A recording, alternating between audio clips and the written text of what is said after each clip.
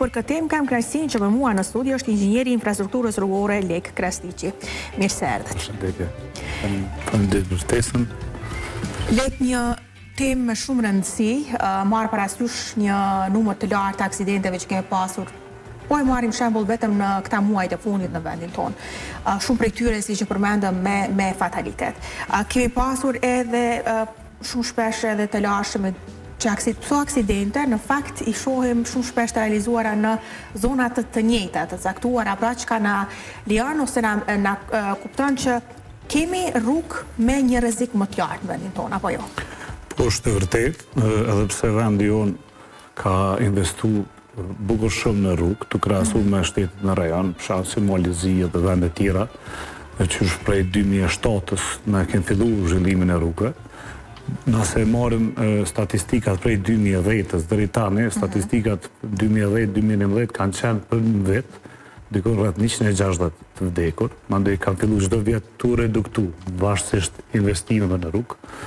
Deri tani viteve fundit I kemi diku 80 persona në vit ka që fatkeqësisht kanë vdekur. Si vjet po shihet që për 6 mujorën e parë janë 58 persona, e që ajo është një fakt që ka nevojë më zhvillu rrugët, ka me disa arterje pa u zhvillu. Për shembull, unë është e paqartë që ka mbet Prishtinë-Pej rruga që është shumë, ka nisë shumë herët. Edhe shumë e frekuentuar. Shumë e frekuentuar, e lidh Gjakovën, e lidh Stogun, Deçanin, njerë që vinë punojnë këtu, kontribuojnë për vendin, për punën tyre privat, edhe nuk po përfundon e rrugë. Është e Prishtinë-Gjilan, që shumë është e frekuentuar dhe asaj pjesë I ka me Kosova Bërgj, që është ndërtuar shumë e rrezikshme, se ka dhe aty. Po ashtu edhe ka me Mitrovica pak, Budejeva pak, do të thonë shumë pak I mbetet vendit tonë me I kry këto rrugë dhe me qenë me I reduktu këto aksidente, edhe pse tani mandej varet edhe prej vozitëve, çfarë se si ngasin makinat e tyre gjatë. Po, nëse identifikojmë pra përmendet ju disa prej rrugëve, kryesisht në rrugët që paraqiten me një rrezik më të lartë, çka I bën ato rrugë të rrezikshme? Cili është problemi I tyre? Që mund t'ju shfaqet pra një vozitësi që kalon ato rrugë. Pra janë me kthesa të ndryshme, mungesë të sinjalizimit, pika të zeza, çfarë mund të identifikojmë si ma problematike në rrugët? Për rrugët ndahen në kategori të ndryshme. Për shembull, rrugën ku marr pjesën gjatë ndërtimit të rrugës Prishtinë-Prizren në projektin e Behtelenkës, rruga autostrada Ibrahim Rugova, po ashtu edhe Prishtinë-Pej. Këto rrugë janë rrugë të mbyllura. Fatmirësisht që janë botë mbyllura në kuptimin se nuk kanë dalje dhe hyrje shumë të pjesëve rurale, ku ato I shfrytëzojnë për bujqësi ose për makinat të ndryshme, për raste të ndryshme. Pra këto janë mbyllura, këto kanë siguritet më mëdha. Ndërsa magjistralet Prishtinë-Pej, Prishtinë-Mitrovic, Podojev, këto janë rrugë të hapura. Bëhet zgjerimi I rrugës, edhe ka kyçe pa numërta dhe pa nevojshme dhe ndoshta edhe që s'ka nevojë më hap, një prej tyre është ajo. Mandej dy janë po ashtu mungon sinjalizimi horizontal, vertikal në disa pjesë. Ka bariera të cilat nuk janë të vendosura në gjitha vendet ku janë në pikat e nevojshme për bariera, pra pajit elastike. Mandej është një faktor tjetër që vrasësia asfaltit. Vrasësia asfaltit është faktor shumë I rëndësishëm sepse me kalimin e kohës asfalti e hub vrasësinë e vet. Pra bëhet një test që matë çdo disa vite se sa është I vrasht ai asfalt gjatë frenimit, a është në gjendje të mirë për vozitje me të tjashme. Unë besoj që në disa rrugë asfalti është harxhu, që mund me thonë kështu, edhe ajo është një prej faktorëve të tjerë. Mandej vi faktor edhe të vozitësi, për shkak të përdorimit telefonave, për shkak të disa faktorëve të tjerë, shpejtësisë edhe shumë tjerë. Po, për një periudhë shumë të shkurt, me një dëshirë të madhe të shtetit Kosovës këto rrugë mujnë me afru një sigurit madhe. Për një investim, dhe theme për 5 vjetë, nëse ka dëshirë vendi për me u përfundu këto pika, këto kyqe, ajo mund të rregullohet shumë shpejt, edhe ma në fund të bije kjo numri i aksidentet fatal, e të kemi një numër shumë reduktuar, sepse jeta një njeriu kur humbë, nuk vlen ato pare sa kushtoj me bo një rrugë. Të ke fundit rruga nuk është ditësotit luks, është nevoj për me shku prej një vend tjetër, se tash po kemi njerë që jetojmë shau në vende ndryshë, po vinë, po punojmë Prishtinë, edhe peshfrytëzojmë për punë, nuk peshfrytëzojmë për me shku për turizëm ose për qef, disa arterje ndryshme. Më kujtohet në të kaluarën kur, sidomos kur ndërtoheshin autout, kishte ato nga ato kritikat që pse po investohet ka shumë në infrastrukturë, kur vendi ka nevojë për shumë gjëra tjera, është fakt që ka nevojë për shumë gjëra tjera, por megjithatë, këto autout kanë bërë themi një ndërlidhje shumë të mirë të qyteteve mes vete, që kanë bërë që shumë persona, ndoshta nëse nuk kanë gjetur vend pune në qytetin e tyre, sot janë punësuar në një qytet tjetër që të kaluarën.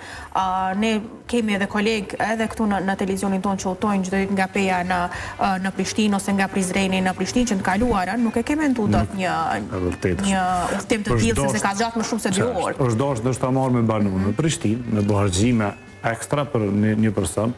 Tash nëse këto rrugë rregullohen për arterjet të cilat i përmendëm, për 1 orë, se 1 orë gjithkohë në shtetet evropiane zakonisht udhtojnë njerëz për punë, nuk ka shumë. Po që ka zgjatet më shumë se 1 orë është pak e mundishme me lodhet persone edhe para se me shku në punë. Kështu që ma merë për një investim të vogël, shumë shpejt mundet me arri këto pikë, edhe me zvoglu aksidentin, por edhe me lidhë qytetet. Po që ka bërë ma shumë të rëndësishme, se ti me shtetet rajone të i forman rrugë të arterjet, ku transporti rrugor mundet me kalu ka shteti jonë, edhe me prut hyra, sepse aty mandej taksohet, edhe ata persona vozica ndalen, blenë diçka, bojnë të shpenzimet të cilat po prap në vendin tonë. Janë në buxhetin e vendit. Në buxhetin e vendit, pasi na s'kemi le të themi deti, një turizëm të veror, muj me shfrytzu këto edhe për këtë punë. Alternativat të tjera. Po, dua të bëjmë edhe një analizë ndoshta edhe të vend të periudhës kur një rrugë është në ndërtim. Kur një rrugë është bllokuar ose bërë devijimi rrugës tek sinjalistika. Unë kam marrë shembull edhe në një prej emisioneve që kemi zhvilluar me profesorin Nol, rrugën e Gjilan Prishtinë, me qenë se kisha një përvojë edhe personale, kur bë devijimi rrugës aty tek liçeni dhe ku ka ndodhur shumë aksidente, ku edhe unë kam dashur të bëj një vetë aksident, por fatmirësisht që kam qenë një shpejtësi shumë tull dhe kam arritur të ika ti vetë aksidenti, dhe 2 javë më vonë, 3 të rinj pikërisht në atë vend humbin jetën. Sa vlerëson që kur bëhen punime në rrugë, devijime të rrugës, kur bëhet rregullime të rrugës, sepse shpeshherë bën edhe ato rregullime, qoftë edhe për gropa. Sa i kushtohet rëndësi sinjalistikës, dhe sa vendoset në mënyrën e rrugës, si e ke parë? Në Kosovë, për rrugët, po folim të cilat janë të endet nuk janë ndërtu, i kushtohet pak, sepse për me bo një devijim të rrugës, ti duhet ta bësh projektin për atë devijim. Bashkë me inxhinierin e komunikacionit, e cili e punon projektin, e dorëzon në ministri, do të mu aprovuaj projekt edhe mu realizu. Ai realizim kur bëhet, duhet me pas dikush një auditor, një inxhinier, i cili mundet me shku, me vizitu ditën edhe natën, se si po funksionon rruga devijuar ditën edhe natën, a është sinjalizimi horizontal dhe vertikal i mjaftueshëm për atë devijim, është shumë e lehtë mu verifiku këto gjëra. Do të thonë, na kur kemi pas rastin me punu në rrugën autostradën të cilën kemi punu më herët, Prishtinë me Shkup edhe Prishtinë Prizren, gjitha këto pika janë bo, do të thonë, njerëz inxhiniera ka, të cilat i bojnë këto, me thonë diçka që nuk bëhet, edhe është pregadit një grup i inxhinierave, një grup i profesorave ose kompanive projektuese, të cilat janë të aftë për mi kry këto punë. Kjo është një devijim i rrugës për një viadukt që është të ndërtu, për një urë të vogël, për një grop. Këto janë shumë vogla se sa ka staf Kosova për me ndërtu. Në pas përfundimit të autostradave, është bërë një vëdisim shumë i madhe i inxhinierave, i punëtorëve, i mjeshtrëve, i profesionistëve ndryshëm, sepse ajo autostradë për pas zhvillimit të rrugëve ka ndalë edhe një shumë të aftë për atij projektit. Kështu që këto devijime shumë lehtë bëhet veç një vullnet me të cilin duhet me përcjell fazë pas faze. Projekti, dorëzimi në ministri dhe pastaj auditimi që atij devijimit se sa është i rëndësishëm. Se nëse na kemi humbjet njerëzve për me ndreq atë rrugë, e cila rrugë shërben për me i siguru njerëz, e na po hupim njerëz alo pa e ndreq rrugën.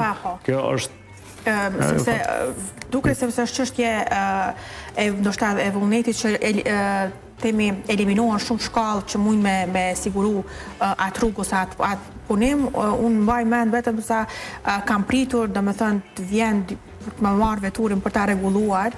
Ka ndodhur një brenda orës për diku 4-5 cm të personave që kanë dashur për pak, ndoshta themi ashtu, për me arrit deri tek aksidenti.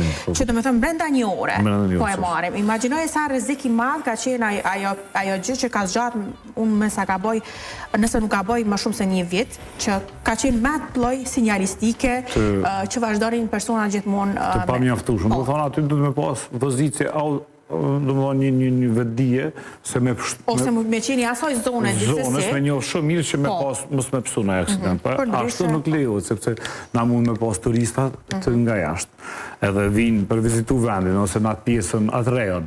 Po nëse identifikohen këta me aksidente ose me fatalitet, atëherë ty të bjen edhe vizita njerëzve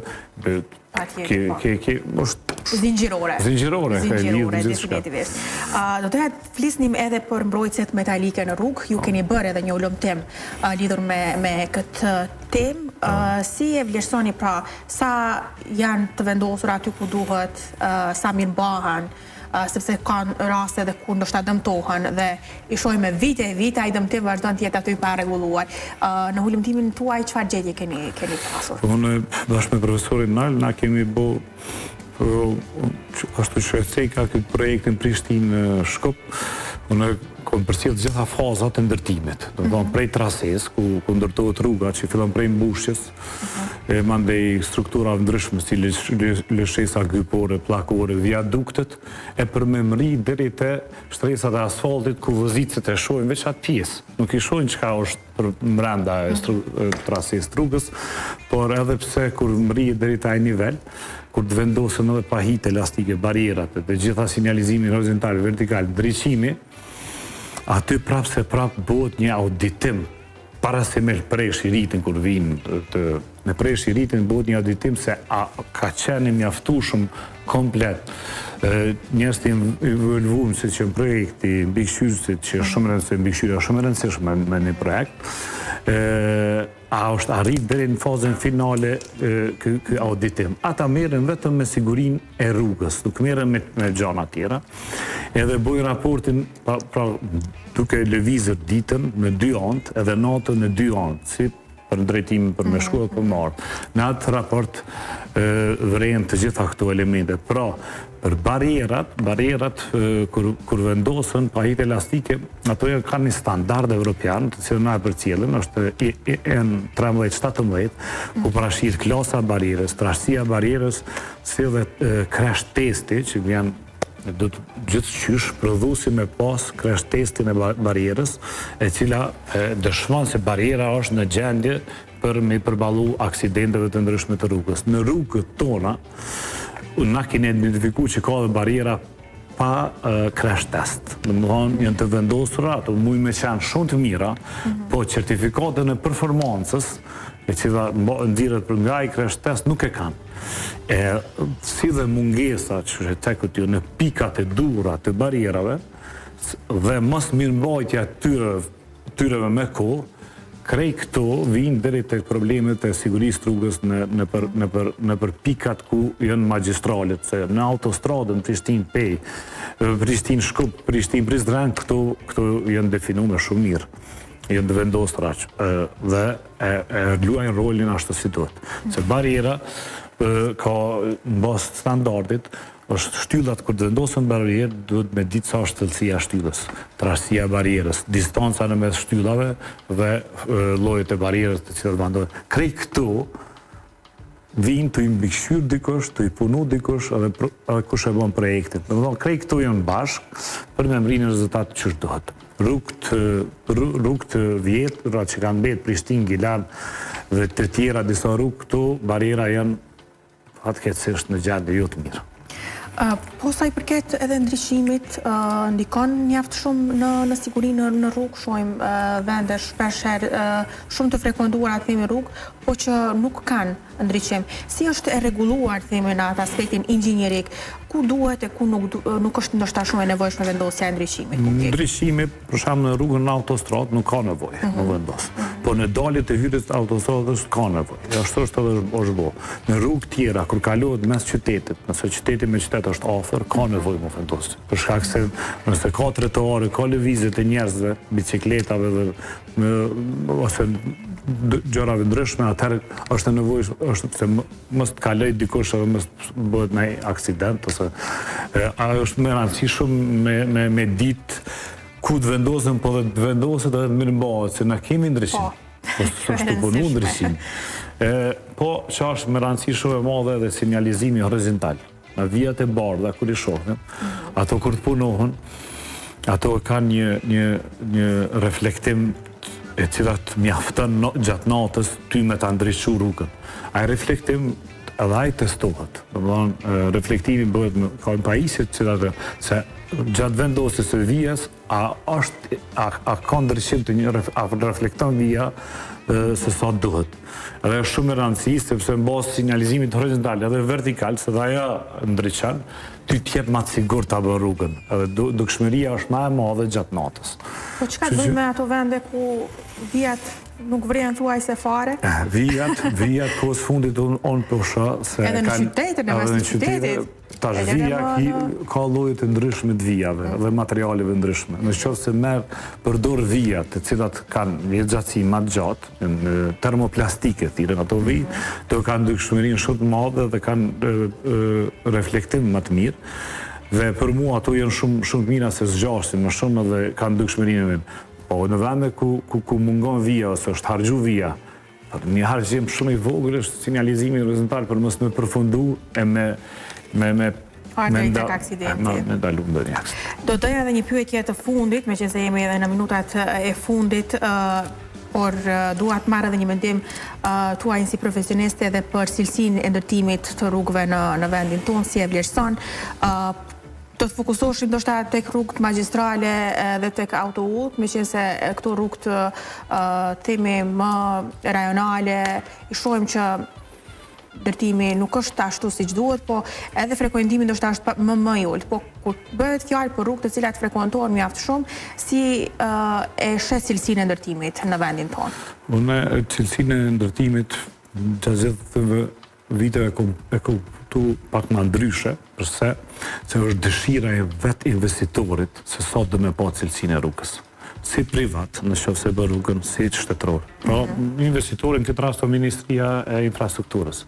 Qoftë se dëshira e tyre është për me arritë rrugët e mira bëhen. Po, në qoftë se mungon dhe i ulet intensiteti dëshirës, pse ata kanë organ mbikëqyrës, ata kanë laboratore të cilat merren për atestimin e materialeve ndryshme. Ata punojnë një grup i mirë njerëz. Pra, në qoftë se ti përkrah ata për me mri deri te rruga me kvalitet mirë, ka me ardhur deri te rrugë. Po nëse si jep shtypti atyve, është një farë përkraje për ministrisë, unë mendoj që ashtu e kam kuptuar këtë rast, edhe kompanitë tona mund me mri kvalitetin. Po edhe mungon ndërshkimi i kompanive si projektuese edhe ndërtuese. Pse? Nëse një kompani ka projektuar një rrugë ose ka ndërtu, edhe mas një kohë e dim që nuk është bërë mirë, ajo kompani nuk do të merr më. Fatkeqësisht e na, kompania e dim, e ndërton, nuk e bën si duhet, në kohën e dur, ajo merr para punë. është pa kuptim. Na i dim shumë mirë firma ndërtimore që janë të mira dhe të forta. Ato kompani me ta dush me vazhdu, që se delti një kompani tjetër që është e mirë, po një kompani që dështën në 3-4 projekte prapë merr punë, kë prapë lidhet te dëshira e vetë investitorit. So ai don me pa gjendjen e mirë të rrugëve, e këto rrugë na Kosova me mri prej pikës skajshme të një qyteti deri në pikë është 100 deri 120 kilometra, shumë e vogël për rrugë. Do të thonë shumë shpejt përfundojnë. Edhe me një vullnet profesionista ka, një kompani ka, do të thonë këtu rrugë mund më bëjë shumë kvalitet me atë. Thua që shumë shpejt mund përfundojnë, po ne i shohim rrugë që me vite nuk përfundojnë. Kjo është mungesa e dëshirës së investitorit. Dëmi i veturave vjen në kurrizin e ngasësve, qytetarëve. I shohim me vite me zhavor rrugë që nuk përfundojnë tash. Ajo tash në këtë vit, kur më herë kemi punu shumë rrugë të mira, e të vije në vend se për çdo vit të rritet vetësimi dhe puna dhe kvaliteti. Në qoftë se këtë vit, këto vitet e fundit bie, atëherë diçka s'është të shkundej. Unë ju falenderoj shumë për kohën, gjitha këto informacione me shumë rëndësi të cilat i ndahet për shikuesit tanë. Shumë faleminderit, këto temë janë shumë të rëndësishme edhe